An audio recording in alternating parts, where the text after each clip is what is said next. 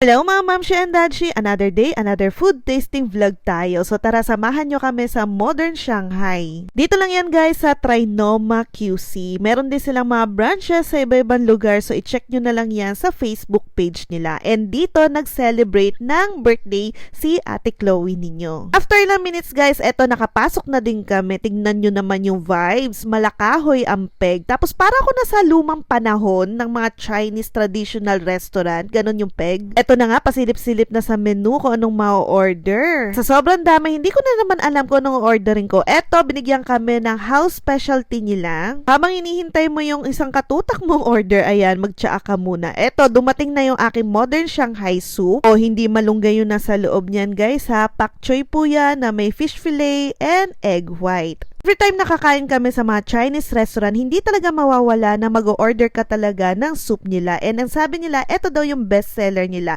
At nagustuhan naman namin lahat. Next, dumating na yung crispy fried noodles. Syempre, may birthday, kaya kailangan may papansit tayo. And yung kanilang steam fit chicken. Din tayong fried squid, sauteed string beans, and yung kanilang sweet and sour chicken. Ito naman yung mga fried rice nila, seafood and yang chow fried rice. Muha din ako ng beef broccoli. Ayan nga yung pansit kanina, spare rib na fried, and more fried rice or yang chow. Ito, haluin na natin tong pansit na to. Sobrang laki niya at ang dami ng servings. Makikita nyo naman na siksik sa laman sa veggie and sa mga seafood. Hindi talaga mawawala sa isang celebration ang pansit, lalo na kapag birthday, nakaka-long life daw yan. Dumating na rin yung aming pork shrimp siomai, chili wonton na bestseller din nila, at itong xiaolong bao na napakalalaki ng size, roasted crispy pork. Ay nako, grabe ang lutong niyan. Ito na yung ating birthday girl. Binigyan ko siya ng pansit para long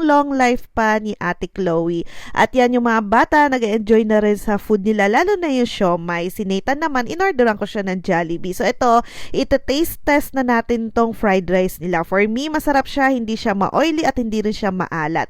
Etong squid nila na fried, ay panalo, bestseller. Ang sarap niya, lalo na kung mahilig kayo sa squid. Ito naman yung kanilang seafood fried rice. For me, parang isa lang yung lasa nila ni yang chow tsaka itong seafood, nilagyan lang ng crab sticks sa taas. Hilig kami sa mga lechon kawale, pork belly, ganon, at nagustuhan ko siya.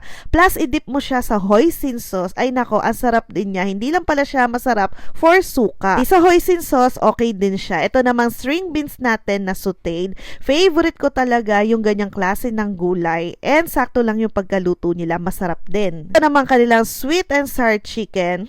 Pwede na. So.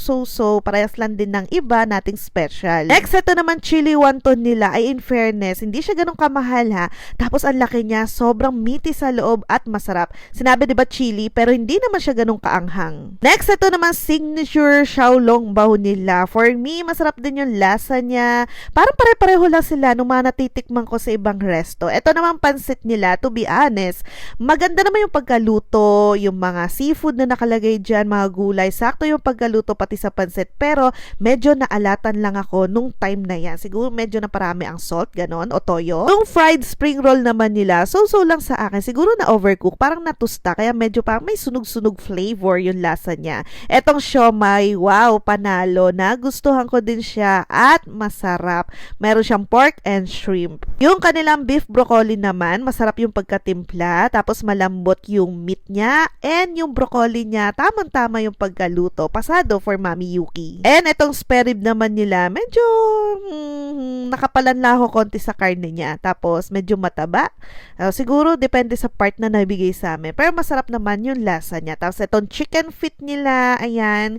Favorite ko ang chicken feet, lalo na may collagen content daw yan. Pero talaga, minsan may mga fave tayo na timpla ng chicken feet. Pero i-try nyo na rin pag nandyan na kayo sa Modern Shanghai Resto. Tapos ito, binalikan ko pa yung squid nila. Ito na, dito ako excited guys kasi nakatikim ako ng ganito sa ibang resto at talagang gustong-gusto ko siya. Ito yung steam buns with preserved egg yolk. Sa iba naman ang tawag nila lava bun. O gosh, tignan nyo. Umuusok-usok pa, mainit-init, and yung golden na kulay na yan. Ay, nako, sinasabi ko sa inyo, must try guys. Yan yung parang siopaw na sweet dessert mo, manamis-namis na may lasang itlog. Ay nako, masarap talaga. Masarap, panalo. 1,000 over 10. Dagang super nakaka-happy. Kaya ko ubusin yung 3 piraso na yan. Ako, natatakam na ako. Gusto ko pagbalik ko niyan. Yan yung ordering ko. 2 agad sa akin. No joke guys, talagang masarap yan. Kung hindi nyo pa natatry yung pagkain na yan, itry nyo. Si Daddy Ariel hindi mahilig mag-try ng kung ano-ano kaya ayaw niya. So si Bunso, ayan, pinatry namin and nagustuhan niya. Sobrang masarap talaga. Next, etong huli, yung kanilang bestseller na Black Jelly with Tapioca Pearls. Ay grabe, ang sarap din nito. Talagang nakakaalis umay sa lahat ng mga kinain mo. Para siyang black gulaman na may twist, ganon. Kita nyo naman guys, no joke, diba? Hindi OA. Sa sobrang nasarapan ako, binalikan ko pa tong isa. Tapos shinare ko naman yung half sa tatay ko. So ayun na guys, happy tummy na naman si Mami Yuki nyo at ang buong pamilya. Grabe, naka 50% yan. Yes, tama kayo nang narinig dahil may video credit card si Mami Yuki nyo. Kasali to si Modern Shanghai sa kanilang papromo na less 50% sa inyong magiging total bill. So ayan yung prueba guys. So no joke, 50%. Pero guys, yung kanilang service charge siya, hindi po yung kasali sa 50%. So ayan yung kanilang menu, post na lang po kayo. Kung gusto nyo makita ng mas maayos at malinaw, i-follow nyo na lang yung page nila na Modern Shanghai. Kung natakam din kayo sa mga pagkain na pinakita ko at gusto nyo makatry ng Chinese restaurant na may twist at may pagkasosyal, ay nako mga mamshi and dadshi, huwag na kayong magpahuli. I-try nyo na yan, lalo na kung meron kayong BDO credit card. Nako, 50% yan mga mams at all day pa, Monday to Friday. Kung wala naman kayong BDO, meron naman ino-offer si Metrobank credit card Tuesday and Wednesday naman. So yun lang, bye guys!